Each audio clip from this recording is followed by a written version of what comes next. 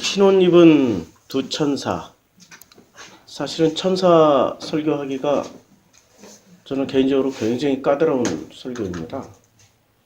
왜냐하면 우리 머릿속에 천사가 있다 없다.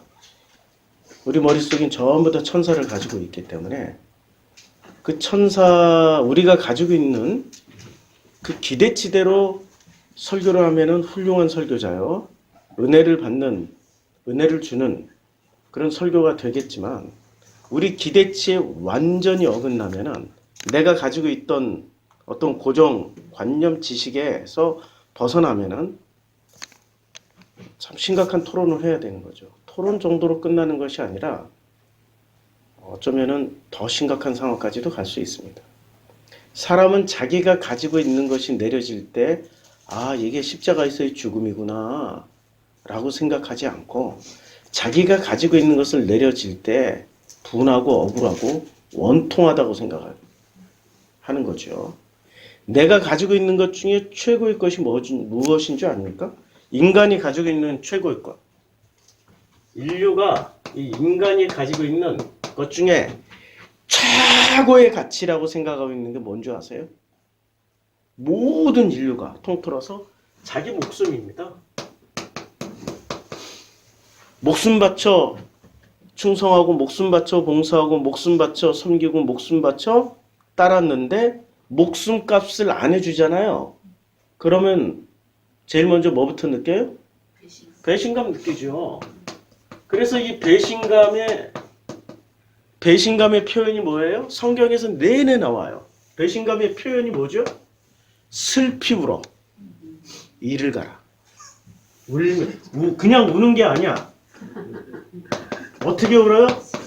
슬프게 울어요. 슬피. 이게 우리말엔 슬피 울고 이를 갈아요.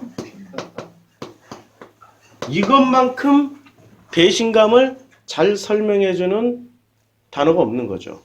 왜 이렇게 배신감을 느낄까요?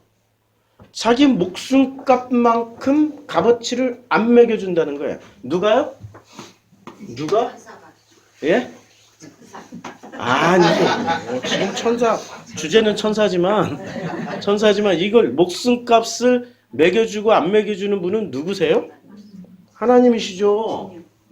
하나님께서 이 목숨값을 매겨주고 안 매겨줘요.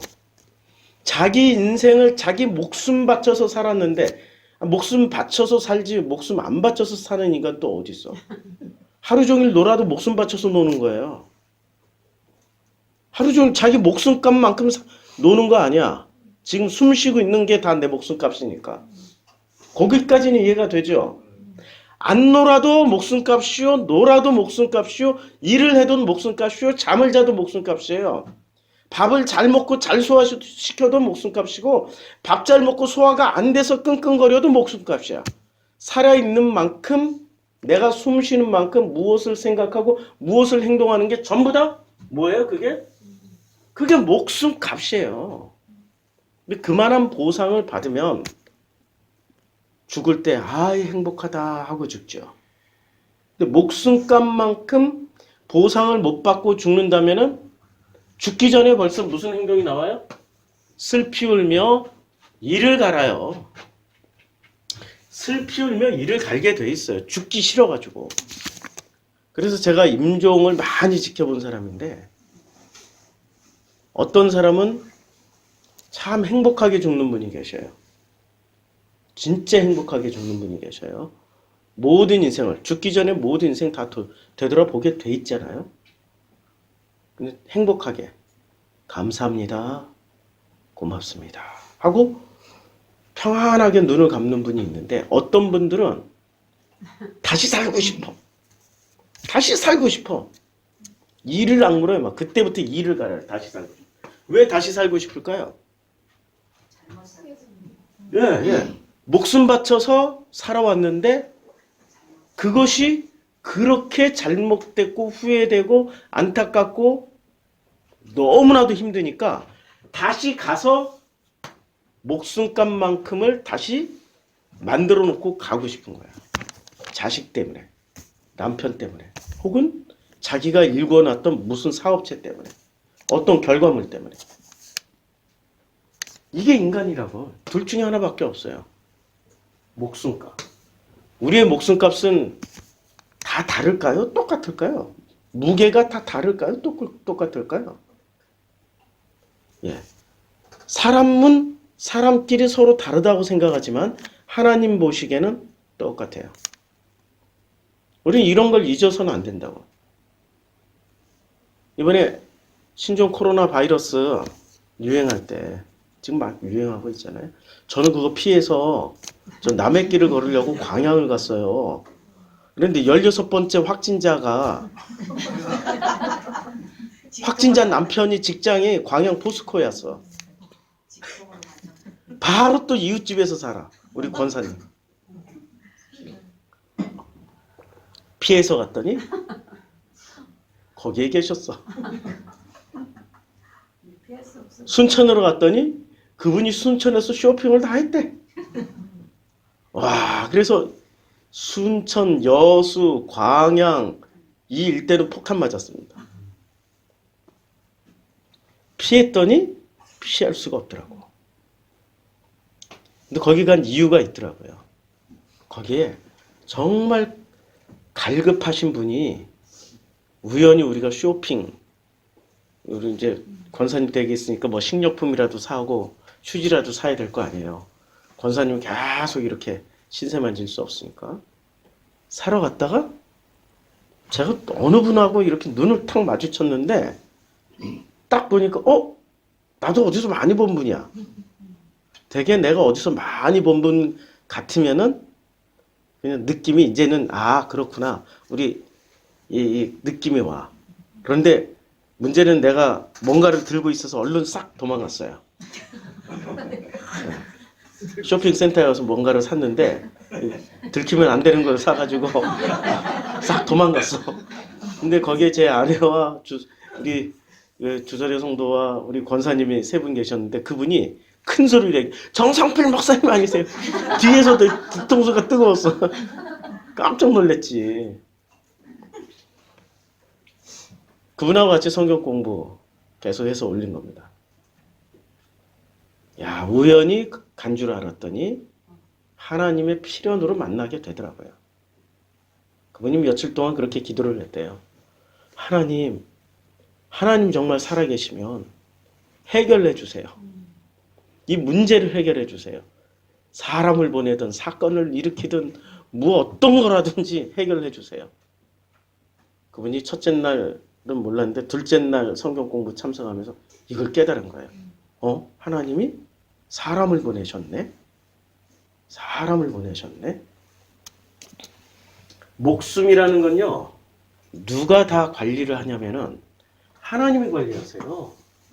그런데 그 목숨값의 가격을 누가 매겨요? 사람들이 매기고 있는 게 문제지. 이걸 사람들이 이 목숨값을 가격을 매겨요. 값어치를 뭐로 매겨요? 돈을 많이 가지고 있느냐? 저 사람이 얼마나 많이 배웠느냐? 정치인으로 얼마나 중요한 정치인이냐? 이게 어디서 나와요? 값어치를 매긴 장면이? 영화 2012에서 나와요. 영화 2012 보신 분 있어요? 이게 지구 종말 영화거든요. 노아의 홍수 때처럼 거대한 쓰나미가 온 지구를 싹 쓸어서 다 죽인다. 그래서 살아남기 위해서는 뭐를 타야 돼요? 네, 방주를 타야 돼. 커다란 방주 세 척에 나눠서 타는데 이 방주 세 척에 몇만 명이 타요. 엄청나게 크니까 몇만 명이 타는데 누가 이 방주를 탈 수 있느냐? 값어치를 벌써 다 먹여놨어. 영화를 보면. 인간의 목숨의 값어치를 다 먹여놨다고. 이 방주에 타려면 최소한 1인당 얼마를 내야 되는 줄 아세요? 평범한 사람이, 이 값어치가 없는 사람이 이 방주에 타려면 값을 치러야 돼. 1인당 얼마를 내냐고. 이게 2012년도 기준으로. 지금 기준이 아니고. 2012년도 기준으로 우리나라 돈으로 1조 2천억을 내야 됩니다. 네, 1조 2천억을 내고 타야 돼. 식구가 10명이면 12조를 내야 돼. 12조. 식구가 10명이면 12조를 내고 이 방주에 타야 돼. 그리고 우선순위로 누가 타냐면 세계 각국의 지도자와 이렇게 대통령 이런 학자 그 분야의 최고의 학자들 식물학자, 동물학자, 무슨 뭐 DNA 학자 뭐 이런 학자들 그 다음에 그 분야의 최고의 기술을 가진 엔지니어들 이런 사람들만 타는 거예요. 벌써 인간의 목숨의 값어치를 누가 매겼어요? 인간이 매긴 거야. 사람이. 하나님한테 매기지를 않는 거죠. 하나님한테 부탁하지를 않는 거예요. 그러니 사람이 사람에게 매긴 이 사람에게 평가한 이 목숨의 값어치를 진짜 자기 값어치로 알고 죽어가는 사람이 죽으려고 할까요? 대표적으로 누가 있었어요? 죽기 직전에 나 안 죽어. 그래가지고 죽기 직전에 안 죽어. 살려주세요 해서 10년 동안 연장 받으신 분이 누가 있었어요? 히스기야. 자, 히스기야는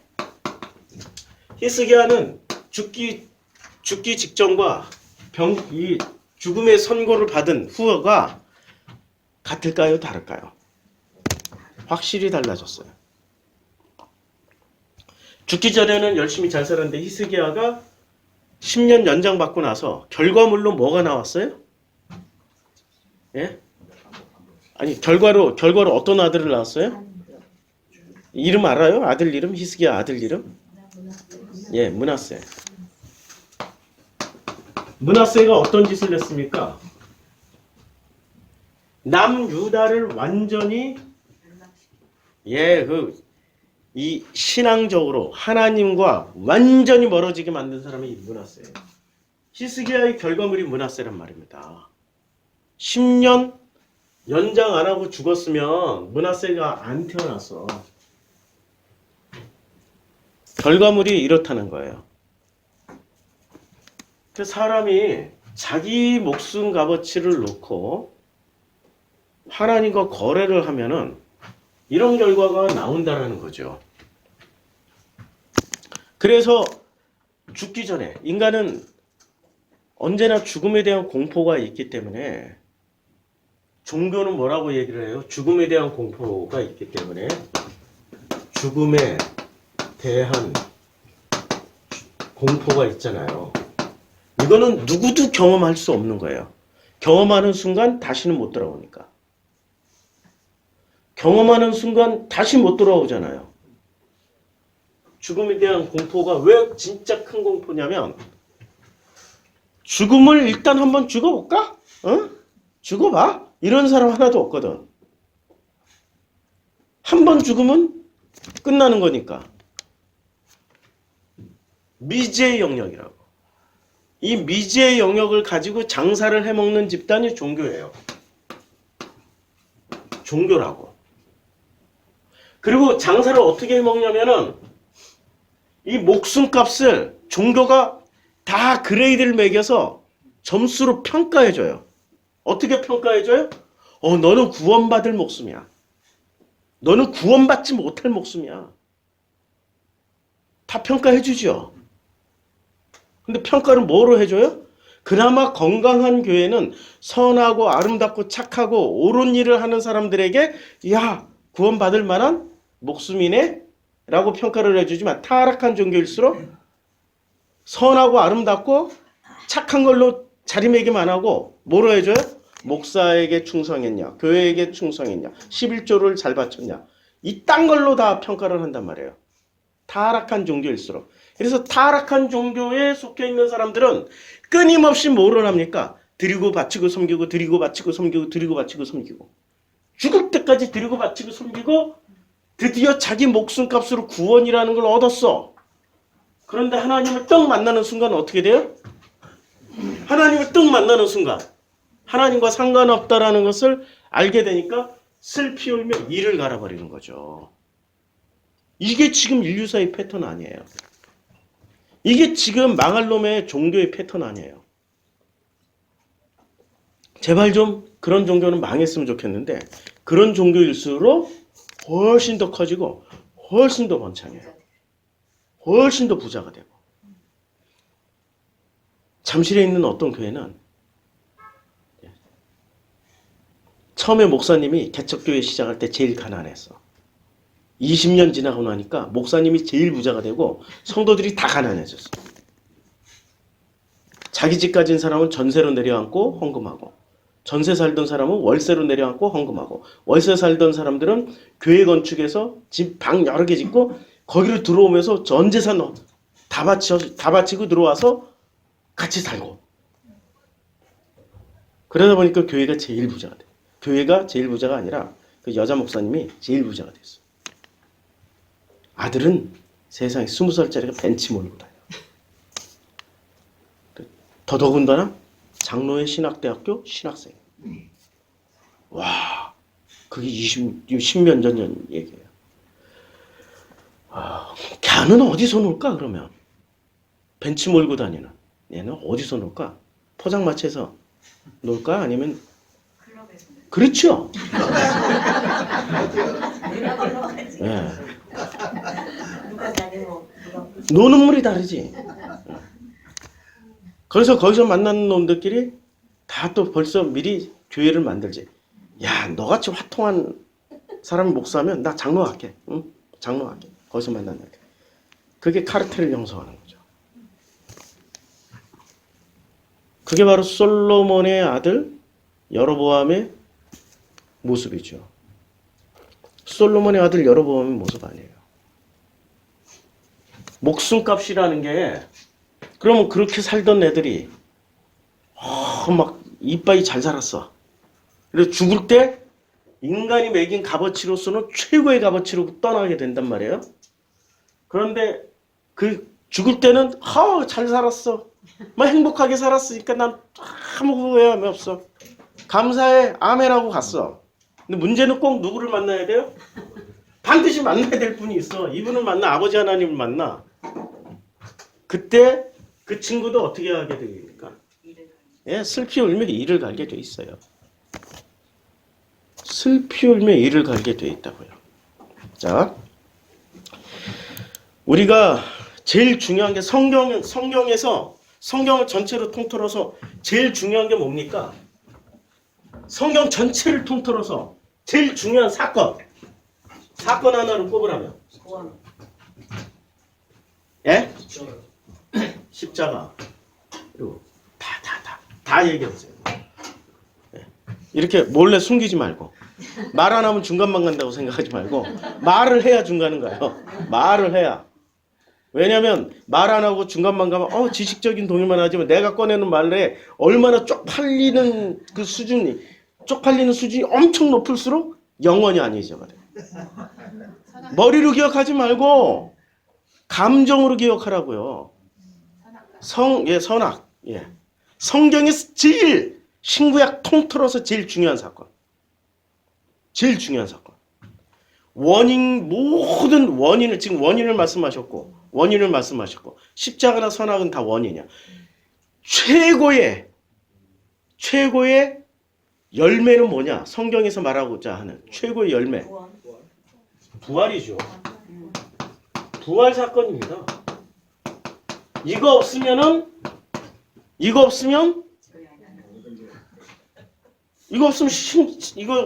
그냥 우리 기독교는 타 종교하고 똑같아. 이슬람이나 힌두교나 유대교나 불교나 똑같은 종교가 돼요. 부활 사건이 있기 때문에 기독교가 복음이 될 수 있는 거죠. 그런데 이 부활의 장면을 자세히 살펴보자고요. 그래서 부활의 장면을 자세히 살펴보는데 이 부활 장면 속에 꼭 들어가 있는 인물이 있어요. 누구세요? 예. 부활 직전에 천사가 복음서에 나타났다. 마태나 누가복음 나타나요. 요한복음이나 마가복음은 나타납니까? 안 나타나요. 부활 직전에는 한 번도 안 나타나. 마태나 누가는 나타나요. 어렸을 때, 잉태했을 때라든지.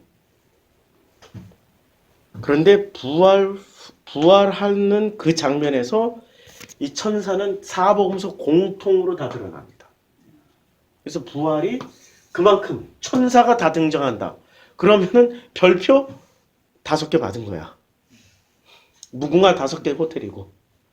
정말 중요하니까 다 등장하는 거 아닙니까? 한번 보자고요.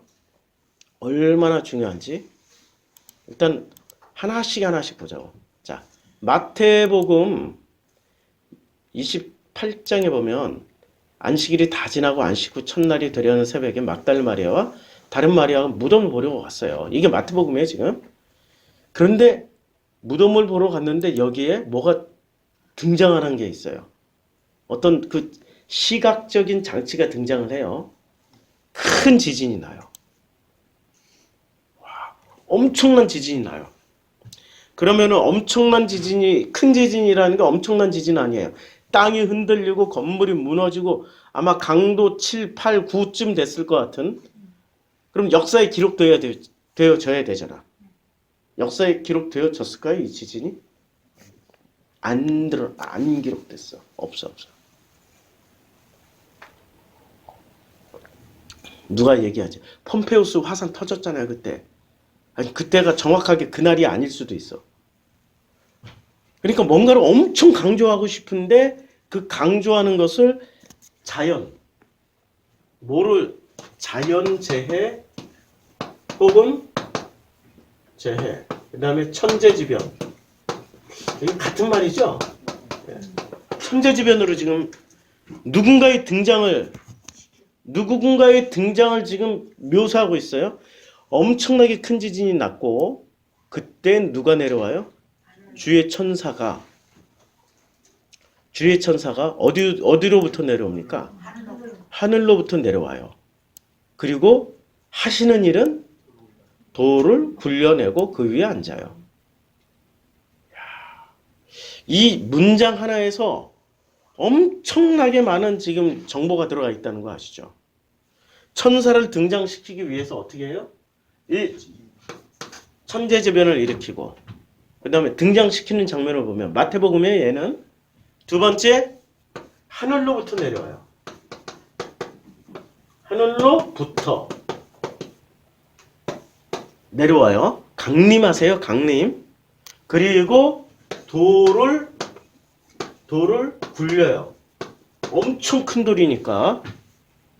그리고 그 위에 앉아요. 돌 위에. 굴려낸 돌 위에 앉아요. 위에 앉고 마태복음은 굉장히 많이 3절에는 또 뭐라고? 형상이 번개 같고 형상이 형상. 그리고 사람 형상입니까? 아니면 무슨 형상입니까? 번개 같다는데. 번개가 어떻게 생겼어요?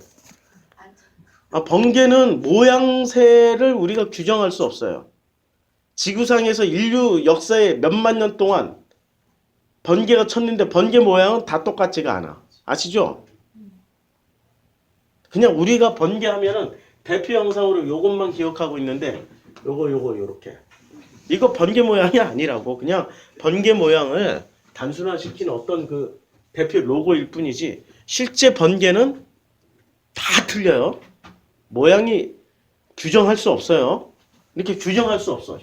형상은 번개 같다라고 했으니까 규정 못함. 어떻게 생겼는지 알 수가 없다는 얘기예요. 그리고 그 옷은 눈같이 익거나. 야, 옷은 어떻게 돼요? 예, 눈같이 희다. 요새 LED 여기 LED만 이렇게 옷속에 놓고 빛을 쫙 비춰도 그럴 수 있죠. 그 정도라는 거죠. 그래서 어떻게 됩니까? 지키던 자들이 그를 무서워하여 떨며 죽은 사람같이 되었더라. 지키던 자들이 어떻게 됐어요? 두려워했죠. 두려움을 가졌어요. 자, 두려움은 인류가 최고의 두려움은 언제 일어나요? 아니 모든 사람이 최고의 두려움은 언제 이 최고의 두려움이 생기냐고. 죽음 앞에 섰을 때. 그건 아무도 안 간 길이기 때문에 그러니까 두려움. 그러니까 천사가 딱 나타나면 무엇을 유발해요? 두려움을 유발하죠. 그 두려움은 죽음에 대한 그 공포가 없으면 두렵지 않아요. 나타났냐? 이러지. 두려움의 근본은 죽음입니다. 종교를 왜 다녀요? 이것 때문에 다니는 거예요. 목숨값 때문에. 자, 천사가 여자들에게 말하여 이르되 너희는 무서워하지 말라. 십자가에 못 박히신 예수를 너희가 찾는 줄을 내가 아노라. 그가 여기 계시지 않고 그가 말씀하신 대로 살아나셨느니라. 와서 그가 누우셨던 것을 보라라고 말씀하셨죠. 자, 수수께끼. 이 천사는 히브리어로 말할까요? 한국어로 말할까요? 미국어로 말할까요? 아니면은 중국어로 말할까요? 아니면 헬라어로 말했을까요? 그 당시 답이 없어요. 예? 그 당시 무슨 언어로 말했을까요? 헬라어로 성경이 헬라어로 쓰여졌으니까 헬라어라고 생각하겠죠. 이게 착각이야. 이게 착각이라고. 말을 했는지 안 했는지도 몰라. 느낌. 언어라는 게 그렇게 쉬운 게 아니에요. 언어가 얼마나 어렵냐면, 자, 언어는 이게 영화 그 컨택트에서 나온 명대사입니다. 영화 컨택트 꼭 보세요. 우주인들이 전 세계 15곳에 우주선을 딱 세워놨어요. 왜 왔는지 무엇 때문에 왔는지 아무도 몰라. 이것을 확인하기 위해서 미국의 언어학자가 이 우주선 안에 들어가서 그들과 컨택트 만나요. 그리고 그들의 언어를 계속 연구를 해요. 근데 우리는 글자로 말을 하지만 이들도 글자로 말을 하는 어떤 그 글자 메커니즘을 가지고 있어요. 그리고 이 글자, 말, 즉 언어를 통하여서 소통하려고 그래요. 그래, 그 언어에 대한 문장입니다. 언어는 모든 문명의 초석이자 사람을 연결하는 끈이며, 예, 모든 문명의 초석이자 사람을 연결하는 끈입니다. 그리고 모든 분쟁의 천무기이다. 언어가 서로 다르면, 언어가 같으면 평화가 이루어지고, 언어가 다르면 분쟁, 뭐가 시작돼요? 전쟁이 시작돼요. 언어는 하나인데 같으면 평화가 이루어져요. 근데 언어가 다르면 분쟁과 전쟁이 이루어져요. 동의하시죠? 같은 식구라도 말이 계속 달라. 같은 형제라도 말이 계속 달라. 그럼에도 불구하고 표면적으로는 서로 형님 먼저, 아우 먼저 이런 거는 분명히 뒤에 뭔가 목적이 있는 거지. 진실하지가 않은 거지. 근데 말이 서로 똑같으면 형님 먼저, 아우 먼저 안 해도 그 집안에 평화가 흘러요. 그쵸? 그러니까 말이라는 거는 굉장히 중요한 거죠. 자, 컨택트 영화의 장면들이 계속 나오는데요. 자, 이 영화에서 전쟁엔 그런데 승자가 없어요. 언어가 달라서 싸우는 전쟁에는 승자가 없어. 과부와 고아만 있을 뿐이야. 이게 지금 누구 얘기야 이게? 네, 성경 얘기잖아. 네, 뭐 이렇게. 그런데 이 영화의 내용은 이제 결론은 이거예요. 결론은 이 우주인들이 뭐를 주러 왔어요? 지구인들에게 뭐를 주러 왔을까요? 차원을 넘나들면서 살 수 있는, 생각할 수 있는 그 언어를 주러 왔어요. 이 언어를 배우기만 하면 우주인들의 언어를, 그러니까 우주인들의 이 언어를, 이걸 헤타포 언어라고 그래요. 이 영화에서는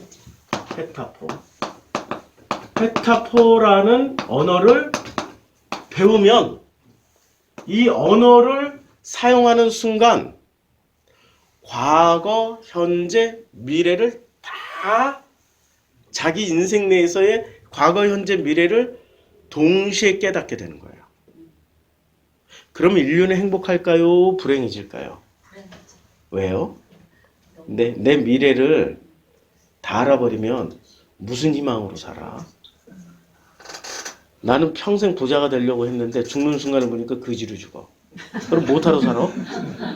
다들 그런 생각을 할 거 아니에요. 벌써 우리 머릿속에 뭐가 들어가 있어요? 헤타포 언어를 거부하는 이 머릿속에 뭐가 들어가 있냐고. 값어치가 들어가 있다고.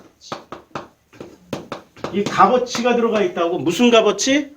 내 목숨에 대한 값어치가 누가 평가를 하지도 않았는데 스스로가 평가하고 있다고. 내 목숨 값어치를 누가 평가해요? 내가 스스로 평가하고 있어요. 내가 나도 모르게 이미 내 값어치를 매겨놨다고. 어떤 값어치로. 부끄러워야지. 이때는 진짜 하나님 앞에 섰을 때처럼 초라해져야지. 안 그러면 돌이킬 기회가 없는데? 지금 기회를 주고 있는데 하나님은? 그치요? 내 목숨 값어치를 왜 사람들의 기준으로 놔버렸냐고. 내 목숨 값어치를.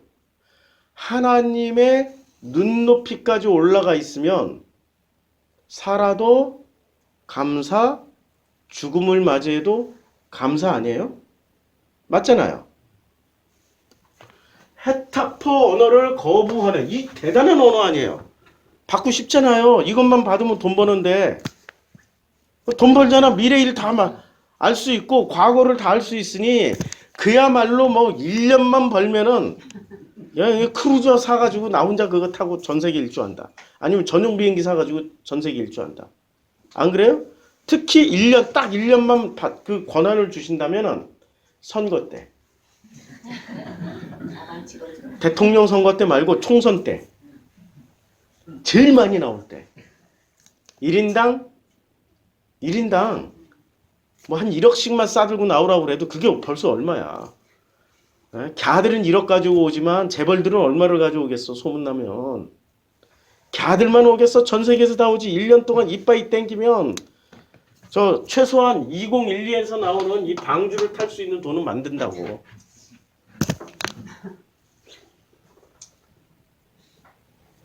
이걸 왜 안 받으려고 그래? 왜 사람들이. 자기 값어치를 보는 게 두려운 거지. 근데 그 값어치를 누가 매긴 값어치예요? 스스로가 매긴 값어치야. 하나님은 값어치를 어떻게 줬어요? 값어치를 주셨잖아. 각 사람마다 값어치 주셨잖아. 하나님은 불평등하시네? 불평등해. 하나님은. 어떤 놈은 10달란트 주고 어떤 놈은 5달란트 주고 어떤 놈은 2달란트 주고 어떤 놈은 1달란트 줬다고. 분명히 다른 값어치를 주셨죠? 동의가 안 되세요? 모두가 다 동일하게 10달란트 받아야 만족하나? 그게 인간이 스스로 매긴 값어치라고. 인간의 머릿속에는 뭐가 들어가 있냐면 나와 너는 평등하고 동등하다라는 게 들어가 있단 말이에요.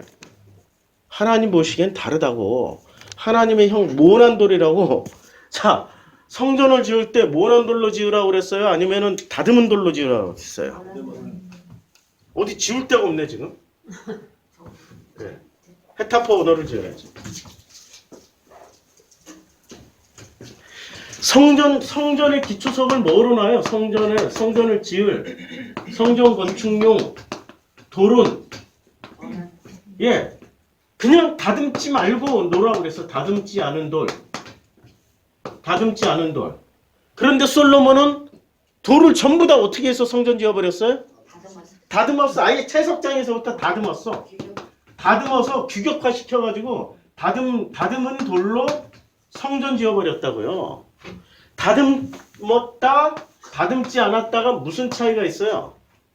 값어치가 다르다는 거 아니에요.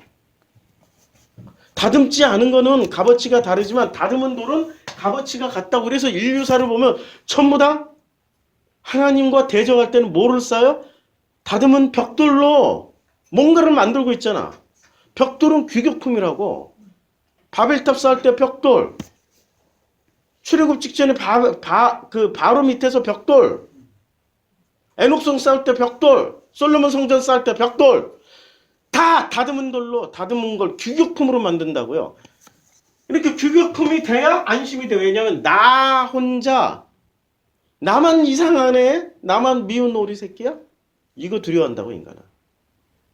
전부 다 규격품을 가지고 있을 때, 규격품 속에 자기가 쏙 들어가 있을 때 평안하다, 안전하다 느끼는 거 아니에요. 그치요? 그래서 교회에 와서 누구를 만날 때 제일 행복해요? 나하고 똑같은 답을 만날 때. 그때 제일 행복한 거 아니야. 내가 가지고 있는 답을 누군가가 확신시켜줬을 때, 그게 제일 큰 행복 아니야. 할렐루야, 야, 내가 틀리지 않았구나. 할렐루야, 하나님 감사합니다. 할렐루야, 이 똑같은 답을 가진 우리들 속에 나를 넣어주셔서 감사합니다. 근데 그게 문제는 넓은 길이야. 너무 많아. 그게 넓은 길이라니까. 좁은 길은 협착하게 찾는 이가 없고 거기 가는 사람도 없어. 다듬지 않은 돌은 희귀한 거예요. 다 사람들은 다듬지 않은 돌을 볼 때는 깎아서 만들어버려요. 요번에 남해에 가서 남해에 이렇게 둘레길을 바랫길이라고 그러더라고요. 바랫길을 걷는데 이야, 독일 마을에 갔어. 남해 바랫길에 독일 마을이 있어요. 근데 이 독일 마을 집을 지금 한국 사람들이 이제 우리는 한국 집 구조에 다 규격화되어 있잖아요. 아파트, 연립주택. 그래서 규격화되지 않은 독일 마을에 가서 독일식의 집을 보려고 갔어요. 근데 갔더니 웬걸 다 규격화돼 있어. 그래가지고 딱 보고 저는 그런 거 싫어하거든. 좀 다듬지 않은 돌을 좀 찾고 싶은 거야. 그래서 독일 마을에 이렇게 독일 마을이 산에 형성되어 있어요. 여기에 산 전체가 이렇게 독일 마을이에요.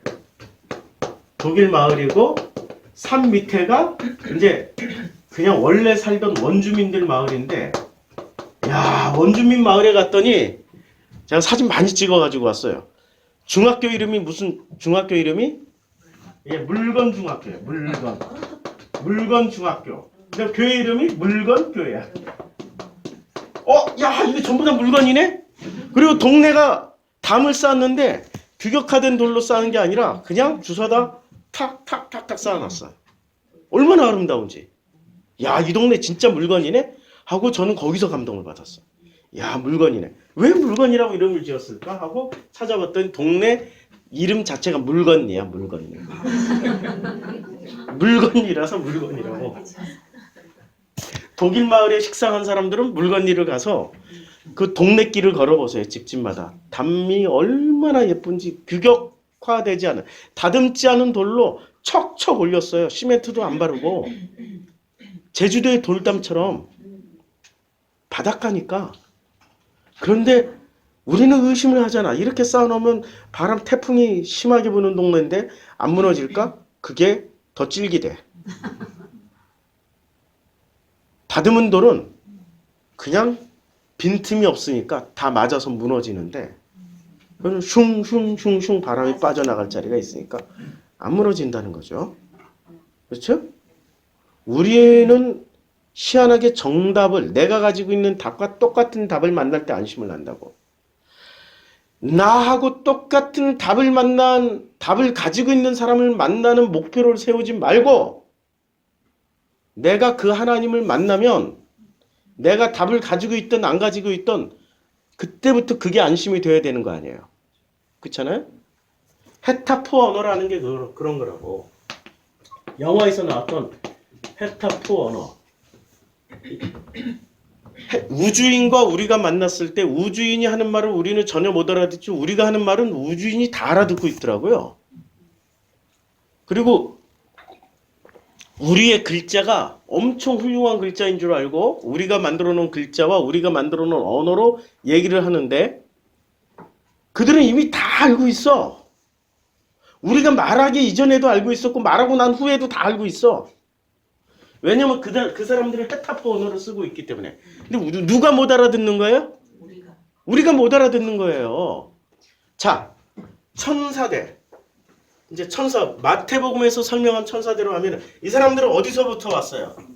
하늘로부터 내려온 거죠. 하늘로부터 누가 내려왔어요? 마태복음 3장에서 예수가 세례받고 올라오실 때 누가 내려와요? 성령이 비둘기같이 내려오죠. 하늘로부터 내려온 건 마태복음에서 하늘로부터 내려오는 게 딱 둘밖에 없어. 마태복음 3장에 성령이 비둘기처럼 내려오시고 천사 하늘로부터 내려왔어. 그러면 이 천사는 어떤 언어를 쓰시겠어요? 그렇죠? 그 하늘의 언어라는 게 누구의 언어겠어요? 아버지의 언어죠. 아버지의 언어와 나의 언어가 같다면 평화가 이루어지지만 아버지의 언어와 나의 언어가 다르다면 뭐가 시작돼요? 분쟁, 전쟁. 예수가 뭐라고 그러셨어요? 나는 이 땅에 평화를 주러 온 게 아니라 불을 던지러 왔다고 지금. 그치요? 불, 번개. 여기 나오네 또 번개. 형상이 번개 같다고. 번개는 규정돼 있어요? 규정돼 있지 않아요? 각자에게 다 던져준다고. 근데 이걸 받아들이는 사람들은 행복할까요? 아니, 언제 행복해져요? 언어가 같으면 행복해지지. 언어가 다를 때는 어떻게 해야 돼? 계속 싸워야 되는 거야. 누구와 싸워요? 본질은 나와 아버지가 싸움인데 현상 형태는 누구로? 하늘로부터 내려온 성령과 하늘로부터 내려온 천사와 나와의 싸움이죠. 그래서 선지자들 중에는 하나님을 직접 본 사람은 한 사람도 없어요. 대신에 뭐를 봐요? 엘리사가 하도 이 종이 힘들어하니까 종의 눈을 이렇게 살짝 열어줬잖아. 살짝 게하시죠? 이 게하시의 눈을 열어주니 뭐를 봐요? 아, 세상에 당나귀 새끼가 말을 해요. 아, 그게 발람이래. 아, 많이 섞였어요. 그리고 게하시는 뭐를 봤어요? 눈을 살짝 열어줬더니 여기는 그냥 투명한 공기인데 아무것도 안 보이는데 눈을 딱 열어주셨더니 어떻게 돼요? 우와, 불병거와 불말을 타고 있는 수많은 군대를 보게 된 거 아니에요. 그거 보고 나니까 어떻게 돼요? 눈을 도로 딱 닫고 나서 이제 안심이 되냐? 게하시가 뭐라고 얘기해요? 네. 지금 엘리사 같은 경우는 언어가 같으니까 그 전쟁통에도 평화를 누리고 있는데 게하시 같은 경우는 언어가 다르니까 어떻게 돼요? 불안해서 못 살겠는 거야. 죽음의 공포 짓눌려서 못 사는 거야. 바이러스가 지금 대한민국에 돌아다니고 있어요. 코로나 바이러스가. 눈을 열고 바이러스만 볼 게 아니라 아버지의 그 언어를 보자고요. 그럼 두려워요? 아니, 살아도 아버지의 은혜, 죽어도 아버지의 은혜 라고 말은 고백하는데 실제 바이러스가 나타나니 벌써 신앙 점검이 되잖아. 내가 어떤 수준인지 벌써 점검이 되잖아. 그럼 또 핑계도 되잖아. 아니, 나는 괜찮은데 우리 애들이 어떻게 잘못될까 봐. 내 수준이야. 그게 그냥 내 수준이야. 저는 피해 갔더니 만나. 아, 포기해서 그때 이걸 주시더라고. 야, 상황과 조건 속에서 끊임없이 저를 이렇게 눈을 열고 보게 만드시고 듣게 만드시고 당신의 언어로 끊임없이 평화를 만들어 가시는 그 아버지의 지침 없는 노력이, 섬기심이 저는 그저 감사할 뿐이에요. 그 섬기심을 확실하게 믿기 때문에 죽음? 그까이 거 뭐. 이 정도까지 간 길을 정말로 소원합니다. 가기를. 자, 물건리 사진 나중에 다 보여드릴게요. 이 물건리 진짜 예뻐요. 물건리. 거기 가서 독일 빵집을 또 갔어. 근데 그 사람이 원래 그거 하던 분이 아니고 은행원이었는데 빵 만드는 걸 취미로 하다가 그냥 아예 업종 변경해서 빵을 만드시는 분인데 왜 유명해졌냐면 독일 마을 생기고 독일 그 부부가 백인 부부가 와서 그 집에 빵을 먹다가 동네 빵집이 없어. 물건리 보니까. 그 빵집밖에 없는 거야. 그러니까 거기밖에 먹을 데가 없잖아. 그러니까 거기 와서 그냥 주구장창 먹다 보니까 독일 사람이 인증해준 빵집 해가지고 둘이 기념사진 찍은 그 사진 딱 걸어놓으니까 우리는 그게 진짜 빵집, 독일 빵을 만드는 전문가인 줄 알았어. 내가 가자마자 내가 물어봤잖아. 독일 사람한테 배운 거예요? 아니면은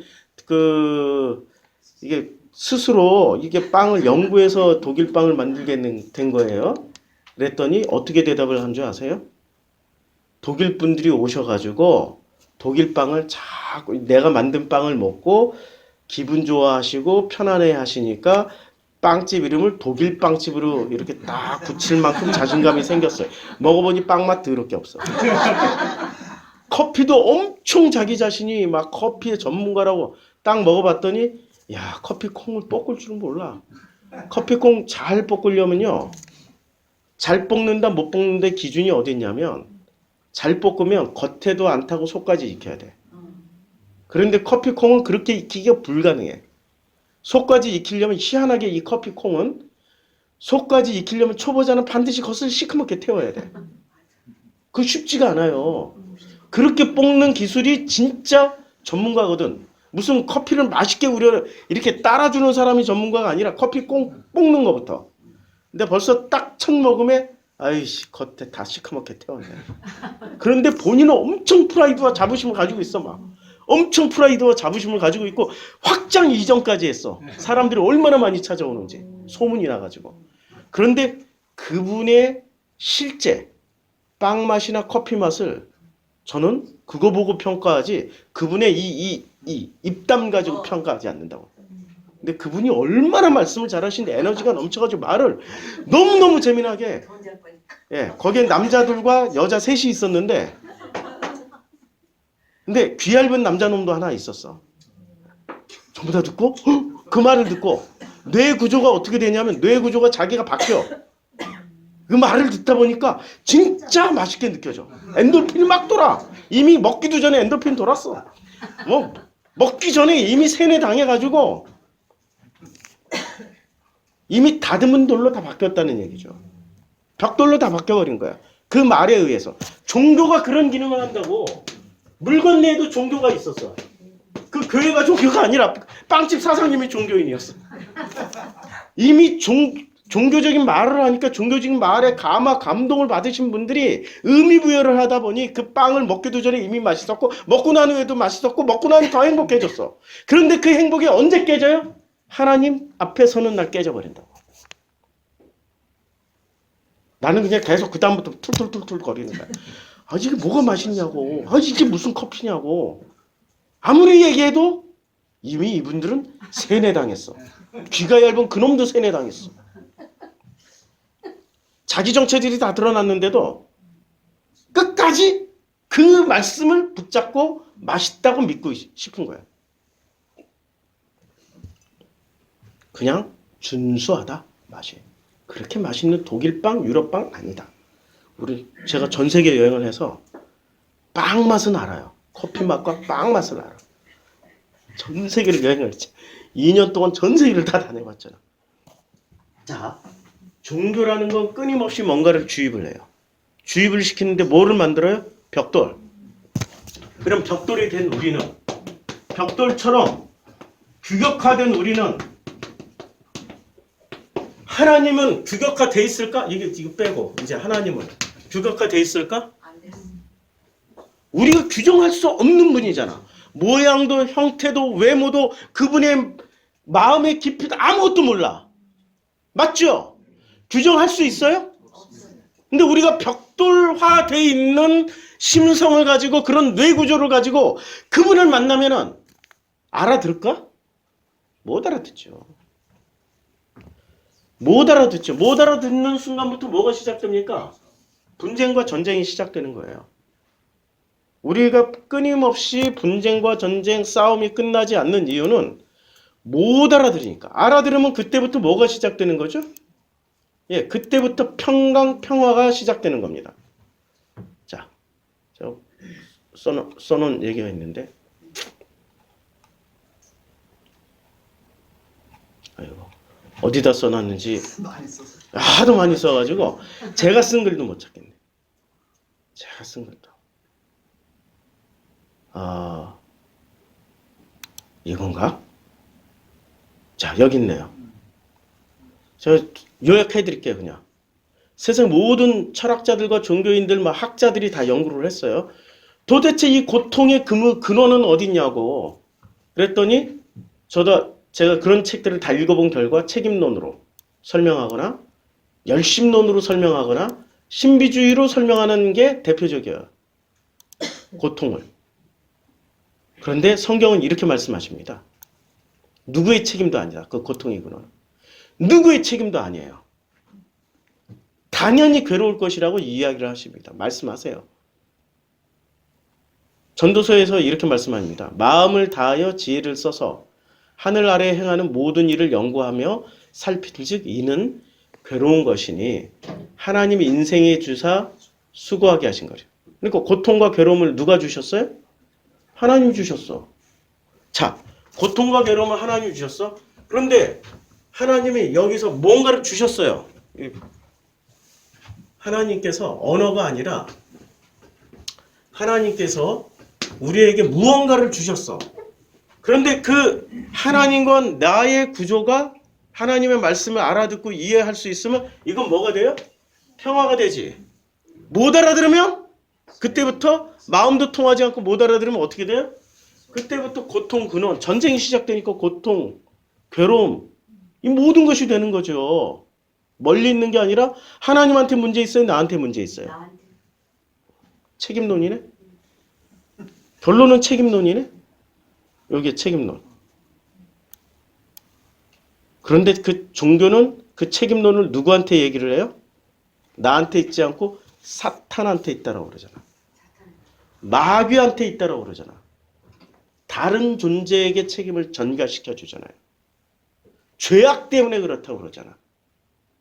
죄를 멸하고 마귀를 멸하면 완전히 하나님의 안식이 들어오고 평강이 들어와서 나머지 인생 행복하고 편안하게 산다라고 그렇게들 믿고 있잖아요. 근데 인류사에 그런 적이 있었냐고.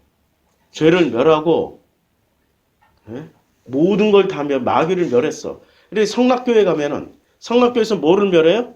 마귀를 멸하고 죄를 멸하잖아. 아, 거기 평강이 있냐고. 목사부터 이미 바람 피고 있는데. 말도 안 되는 지금 공금횡령하고 있는데. 없잖아. 그거 불가능하다고. 불안하니까 자꾸 돈을 자꾸 그냥 쌓아놓고 그러지. 욥기 38장 10절에 한계를 정하여 문빗장을 치르고 한계를 정했어요. 하나님이 욥을 꾸짖으면서 하신 말씀이에요. 이르기를 내가 여기까지 오고 넘어가지 못하리라. 파도에게 하신 말씀이에요. 너 파도 여기까지 오고 너 못 넘어가. 내 교만한 물결이 여기 그칠지니라. 여기서 그쳐. 한계를 딱 정해졌다고. 파도가 아무리 쳐도 육지를 넘지 못해요. 아니 넘는데요 쓰나미? 넘어도 어떻게 도로 빠져나가. 잠깐 쓰나미 치더라도 도로 빠져나간다고. 이게 인간과 하나님의 차이라고요. 자, 이제 마태복음은 천사를 이렇게 말씀하고 있어요. 천사를 그 거의 자연지혜의 천재지변과 같이 엄청나게 세게 묘사하고 있고 하늘로부터 내려왔어요. 하늘로부터 내려왔으니 우리랑 언어 구조가 달라. 천사는 이미 과거, 현재, 미래를 다 보고 나라는 인간의 과거, 현재, 미래뿐만 아니라 온 인류사를 다 보고 내려와서 얘기했을 거 아니야. 근데 우리가 못 알아듣잖아. 알아들으면 평강이 임하는데 못 알아들으면 그때부터 싸워야 되잖아. 그러니까 부활은 자, 이 부활 사건은 우리가 착각하고 있어요. 부활 사건은 부활을 체험하는 순간부터 우리에게 뭐가 시작된다고 종교는 가르쳤어요? 평강, 안식, 구원의 확신. 부활 사건부터 뭐가 시작돼요? 싸움이 시작되는 거지. 내가 하나님과 같은 언어 수준을 가지고 있으면 평화가 시작되지만 다른 언어를 가지고 있으면 분쟁이 시작된다고요. 부활 사건부터. 우리는 부활을 완벽한 어떤 결정체로 벽돌 한 장, 완벽한 규격 사이즈의 벽돌로 생각하고 있는데 부활은 벽돌이 아니야. 오히려 벽돌을 깨서 나라는 인간의 다듬어지지 않은 모습을 그대로 드러내 보이게 하는 거죠. 자, 하나님은 10달란트 받은 사람을 더 사랑할까요? 2달란트 받은 사람을 더 사랑할까요? 똑같죠.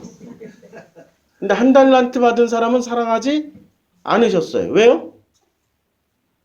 뭔가 좀 남겨라 했는데 남기려고 얘가 두려운 거야. 이거 가지고 장사하다가 홀라당 까먹으면 어떻게 되지? 원금이라도 보존하자 하고 땅속에다 묻어놔버려. 원금이라도 보존하자고. 땅속에 묻는다라는 거는 자기 능력만 본 거지 그것을 주신 분의 능력을 의심한 거죠. 서로 대화를 하려면 평화롭게 대화를 하려면 나와 너가 신뢰를 해야 대화가 되지 신뢰하지 않고 의심하는데 무슨 대화가 되겠어요. 뒤돌아서서는 뭐든지 다 팩트 체크하는 거지. 제가 그 독일 빵집 사장님하고 팩트 체크했대. 대화 중에 팩트 체크하고 있었거든. 이게 독일의 분위기가 어디지? 야 이거 다 조악한 수준인데 독일에 유학 갔다 오지도 않았고 독일을 혹시라도 한국에서라도 독일 빵 전문 가게 배웠으면은 거기서 받은 선물이나 기념품이나 아니면 거기서 받은 독일식에 뭔가가 있을 거 아니에요. 뭐 자수 놓은 거라든지 뭐 인형이라도 그런 것도 안 없고. 저분은 그러면 실력으로 하시는 분인데 그럼 빵 맛을 봐야 되겠네? 빵 맛을 보는 순간 아이 파리바게트 빵에서 단맛만 빠진 거네? 근데 효모를 100% 자연 효모를 썼다고 그랬는데 자연 효모가 그렇게 들어가면은 빵 맛이 향이 달라. 알아? 똑같네? 제가 가진 능력의 몇만 배? 표현이 안 될 정도로. 그분은 다 품고 계시는 분이라고. 진실해야 서로 투명해야 통하는 거지. 뭔가 의도를 가지고 있으면 통하지 않는다고. 자, 마태복음은 이렇게 얘기하는데 마가복음은 어떻게 처리하는지 보세요. 이 부활의 천사를 안식구 첫날 매우 일찍이 해도 들 때 그 무덤으로 가며 서로 말하되 누가 우리를 위하여 무덤에서 돌을 굴려주려 하더래. 눈을 들어본 즉 벌써 돌이 굴려져 있는데 그 돌이 심히 크더라. 무덤에 들어가서 흰 옷 입은 한 청년이 우편에 앉은 것을 보고 놀라며. 자, 마태복음하고는 굉장히 다르죠. 뭐가 달라요? 자연재해 없어, 천재지변 없어, 하늘로부터 내려오는 거 없어. 돌 굴려놓는 것은 돌 굴려놨어 이미. 굴리는 과정이 없어. 그냥 굴려져 있어. 결과물로 나오고 마태복음은 과정으로 얘기했죠. 그 다음에 돌 위에 앉아있는데 돌 위에 앉아있지도 않아. 그리고 형상이 번개 같다고 그랬는데 번개가 같다라는 내용도 없어. 이거 없어, 이거 없어, 이거 없어, 이거 없어, 이거 없어, 이거 없어. 그다음에 옷이 눈같이 희다라고 그랬는데 흰옷 시야. 눈같이 희지는 않아. 그냥 흰옷이야 그냥. 얼마나 흰지는 몰라. 그러니까 수식어 다 뺐어. 있는데 삼각형이야. 근데 이걸 본 사람들이 두려워, 놀라. 요건 똑같아. 두려워. 자, 엑기스는 뭐예요? 희다? 두려움이 이제 공통분모예요? 그쵸? 천사 만나면 뭐를 느껴요? 이건 공통분모야? 누가복음 보자고. 누가복음 24장에 또 나옵니다. 물 좀 마시고. 지식으로 취하지 마시고 마음으로 받아들이세요. 지식으로 머리로 기억하려고 하는 것은 끊임없이 반복 학습을 해야 돼요. 그런데 마음으로 받는 것은 한 번 기억되잖아요. 영원히 안 잊혀져요. 영원히 안 잊혀진다고. 공부 잘하는 사람과 못하는 사람. 공부 못하는 사람들은 끊임없이 머리로 반복 학습해요. 아무 의미 없이. 공부 잘하는 저 같은 인간은 비결 가르쳐 드리는 거예요. 그냥 기계적으로 암기하는 게 아니라 그 상황 속에 들어가서 교과서라도 행간을 통해서 그 상황 속에서 내 감정으로 상황을 읽어내다 보면 다 기억나.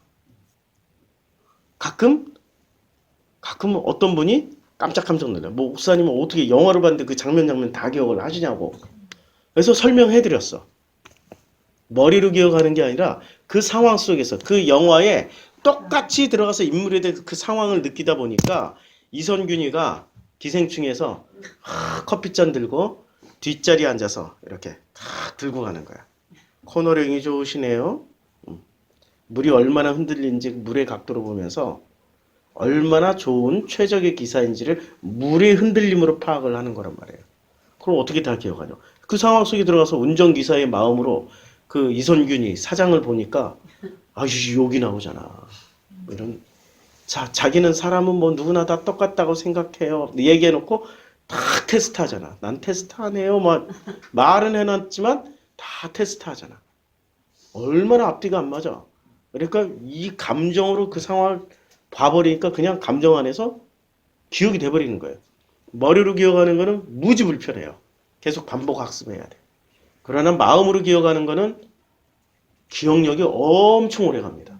어쩌면 영원히 안 잊어버리기도.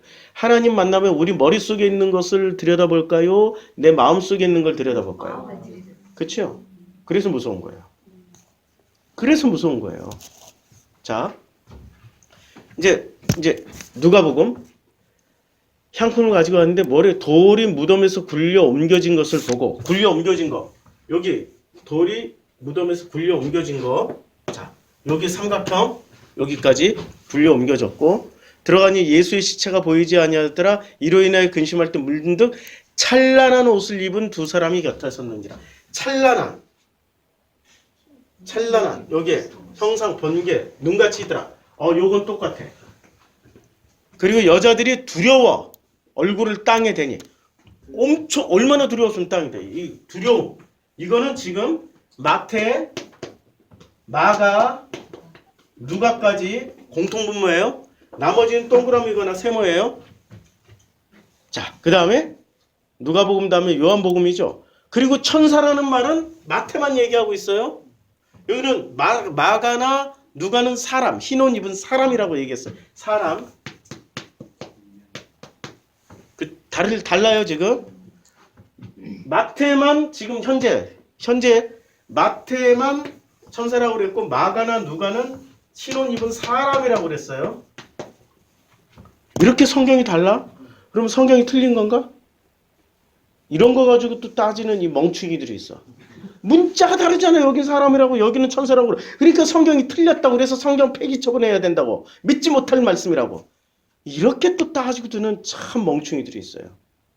그분들의 학문적 수준이 멍충이야. 바보야. 학문적 이해도가 너무 낮으니까 그딴 소리를 눈에 보이는 거. 학문을 한다라는 것은 보이지 않는 것까지 다 유추해서 연관해서 보이지 않는 것을 또 캐내는 게 학문적 훈련을 잘 받은 사람이라고요. 근데 그런 훈련을 안 받은 사람들은 누구 봐? 문자 그대로죠. 천사라고 했고 사람이라고 그랬고, 그러니까 성경은 틀리다고 믿지 마 이러고 또 치고 들어와요. 아유. 그래서 참 그런 분들하고 대화를 할 때면 꼭 분쟁이 일어나. 그런 분들하고 대화하면 반드시 분쟁이 일어나게 돼 있죠. 반드시 분쟁이 일어나요. 그래서 예수님이 70인의 제자를 파송할 때 어떻게 했습니까? 야, 거기 말이 안 통하잖아? 그러면 뒤돌아서서 가. 그냥 신발에 먼지 털어버리고 그냥 가. 주님도 그런 사람들하고는 하지 말라고. 왜냐면 하나님도 못 이겨먹어. 그런 사람들. 지가 하나님이 돼가지고 지가 하나님을 이겨먹으니까. 어떻게 이겨먹을 수가 있겠어? 자, 요한복음 이제 20장. 안식 후 첫날 막달라 마리아에서 돌이 무덤에서 옮겨진 것을 보고, 무덤에서 옮겨졌어요. 요거 세모 마태복음 기준으로 하면. 그리고 뭐가 나오냐면 이제 처음에 못 봐요. 처음엔 가서 못 봐요. 그런데 두 번째 갈 때 봐요. 시몬 베드로 따라와서 무덤에 들어가서 보니 세마포가 놓여 있고, 머리를 쌌던 수건은 세마포와 함께 놓이지 않고 딴 곳에 있더라. 그때 무덤에 먼저 갔던 다른 제사도 들어오고 보고 믿더라. 여기서 구부려 세마포. 여기서는 안 나오죠. 예, 근데 마리아가 무덤 밖에 서서 울고 있었는데 구부려 무덤 안을 들여다보니 이제 이 두 번째예요. 흰옷 입은 두 천사가. 자, 흰옷 입었어. 옷은 다 흰옷이야, 이상하게. 근데 눈같이 있다는 것은 어디만 나와요? 마태복음에 나와요. 여긴 나와요. 마태복음하고 다르니까 세모. 누웠던 곳에 하나는 머리편에 하나는 발편에 앉았더라. 그러니까 앉은 곳이 돌 위에 앉아 있었어. 전부 다 돌 굴려서 돌 위에 앉아 있었고, 돌 위에 앉아 있었고. 누가도. 근데 여기는 돌 위에 앉아 있지 않고 어디에 앉아 있어요? 예수의 시체에 누웠던 곳에 하나 이 흰 옷 입은 두 자, 예수의 시체에 누웠던 곳에 하나는 머리편에 하나는 발편에.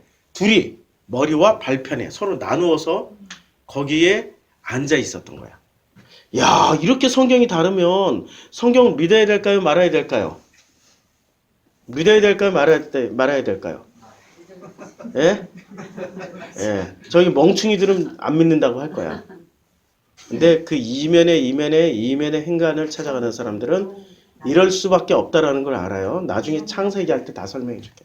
오늘은 이것만 가지고도 몇 시간을 해야 되니까 성경 공부할 때 다 설명해 드릴게.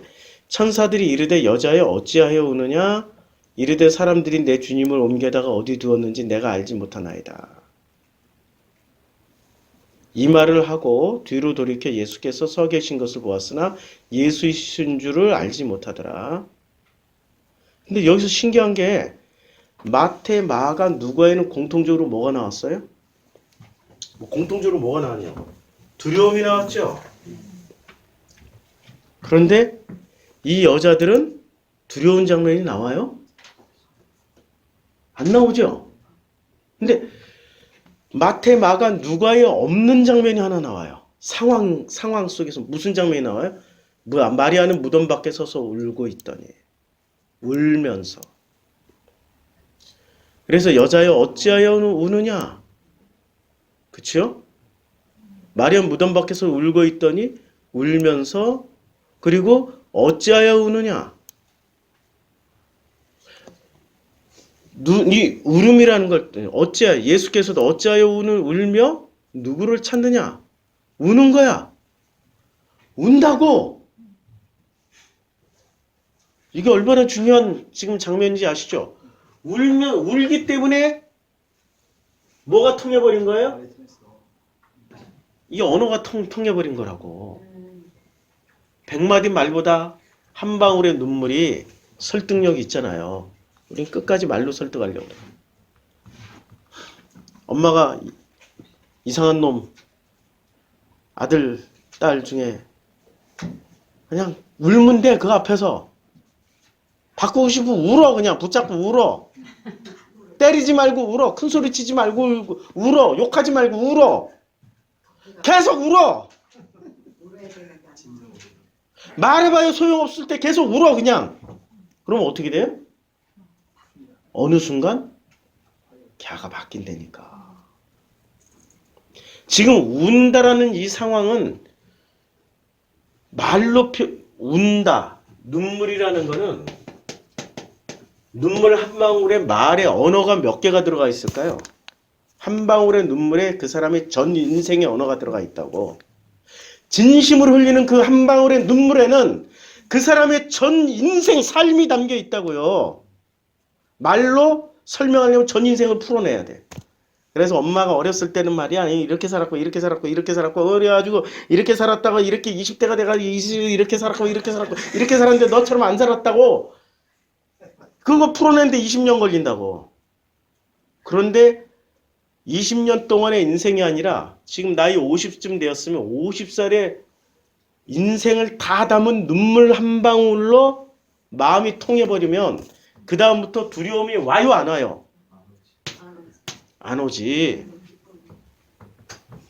왜 자꾸 쓸데없는 말로 서로 통하지도 않는 말로 얘를 벽돌 나도 벽돌 가지고 있고 너도 벽돌 다듬어지지 않은 자식들을 가지고 내 벽돌로 그냥 망치 들고 가서 다 깨. 모서리 다 깨놓고 벽돌 대라고 다 깨놓으면 얘가 되겠냐고. 내 신랑이 그렇게 벽돌이 되겠냐고. 제가 결혼 초기에는 우리 보통 여자들이 아유 예쁜 신랑이라 얼마나 넥타이도 해주고 싶고 옷도 예쁜 거 사주고 싶고 자기가 이쁜 거 막 골라서 입히고 싶고 그럴 거 아니에요. 제가 그거 아멘하고 받았을까요? 노멘하고 안 받았어. 노멘하고. 왜냐면 그게 그대로 길들여지면 내가 그것을 그냥 그대로 살아줘야 돼. 일평생. 그럼 나는 그 사람의 벽돌이 되는 거지. 싫다고. 안 한다고. 뭔가를 주고 밥도 먹여줄 때 나도 손 있다고 내가 떠먹을 줄 안다고. 심지어는 어떤 여자들은 그런 여자 발까지 씻겨줘 막 남편. 발까지 씻겨줘 세수까지 해줘 아침에.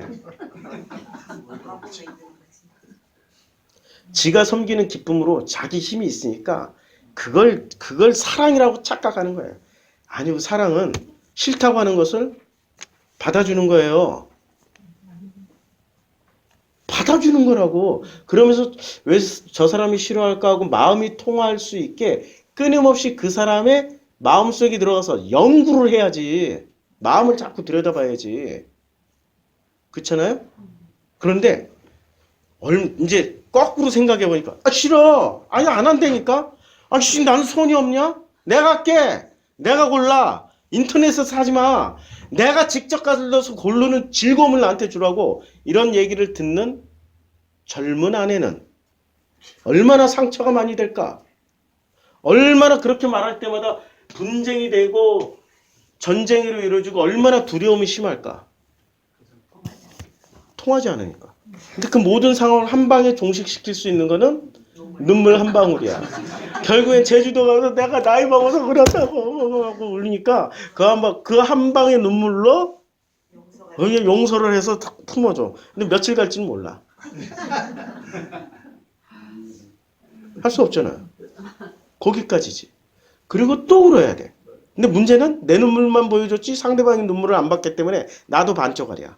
너의 눈물을 보여줘. 하나님 우리에게 요구하시는 게 뭔지 아세요? 너의 눈물을 보여줘. 그 눈물을 보는 순간 여자는 두려움이 없고 천사는 할 말 다 하고 가요. 대화를 나누잖아. 대화를. 마태복음에 대화가 있었어요. 누가복음에 대화가 있었어요. 어디에 대화가 있었냐고. 대화가 나오더라도 이렇게 길게 안 나온다고. 이렇게 길게 나온다고 대화가. 놀랍죠? 눈물로 통하는 대화는 일평생 나눠도 행복해. 하나님이 최고의 언어를 주셨어요. 우리들에게. 눈물은 어떨 때 흘릴까요? 그러면 분노에 찰 때 흘리는 눈물? 복수심에 가득 차가지고 억울해서 흘리는 눈물? 정말로 사랑하면 눈물 나요. 애통하니까 눈물이 나는 거고요. 온유하니까 눈물이 나는 거예요. 의에 줄이고 목마르니까 눈물 난다고. 마음이 청결하니까 눈물이 나고 마음이 가난해지니까 눈물 나는 거 아니에요. 눈물 한 방울의 값어치는 내 전 인생의 값어치에 눈물을 흘리셔야죠. 왜 자꾸 인간의 눈물, 인간의 값어치의 눈물을 흘리십니까? 분노의 눈물, 억울함의 눈물, 슬픔의 눈물, 아픔의 눈물, 그런 눈물만 눈물이라고 생각하세요. 정말로 사랑해서 흘리는 눈물, 그 눈물 한 방울에라도 흘려봤으면 이제는 내 목숨의 값어치가 아버지의 그 마음을 품게 될 겁니다. 엉터리 간증하는 사람 무지 많던데 천국에 갔더니 무슨 연립주택 특히 뭐가 있고 호합 일라가 있고 거기 오적하면 엄청 많이 있고 어쩌고 하는데 팩트가 하나 있어. 거기 갔더니 눈물병이 있더래. 내가 어떻게 해서 이렇게 여기 왔는지 자기도 모르는 거야. 어떻게 하다가 여기 왔어요? 그랬더니 네가 눈물 흘린 만큼 여기 온 거야. 그걸 값어치로 또 전환했어. 네가 많이 흘렸기 때문에 야 여기 이게 지금 5만 평짜리 집이거든. 이게 네 거야. 근데 너 눈물 조금 흘렸기 때문에 초가집이야. 이것들은 하여튼 진짜 이 종교인들은 이 눈물도 다 값어치로 다 바꿔버려. 아니, 눈에 보이는. 그래서 계시록이 나오잖아요. 눈물의 값어치라고. 우리는 어떤 눈물을 흘리면서 주님을 만나려고 합니까? 어떤 눈물을 흘리면서 천사를 만나고 있습니까? 하늘에서 내려오신 그분들을 만나고 있습니까? 내 전 인생이 담긴 눈물 한 방울이면 좋게요. 그거 하나면 끝장납니다. 맨날 울 필요도 없어요. 그런 눈물 한 방울이면 이제 내 마음 가운데 평화와 안식이 시작될 겁니다. 오늘 기도하겠습니다. 기도할 때 진짜 눈물이 나도록 한번 기도해보자. 안 되면 막 머리라도 쥐어짜서. 종교는 그렇게 기도하지만 진짜 진심의 눈물 흘리고 싶은 사람은 흘리게 해주세요, 아버지. 눈물 한 방이면 끝나요. 기도합시다. 다 함께 기도합시다. 아버지.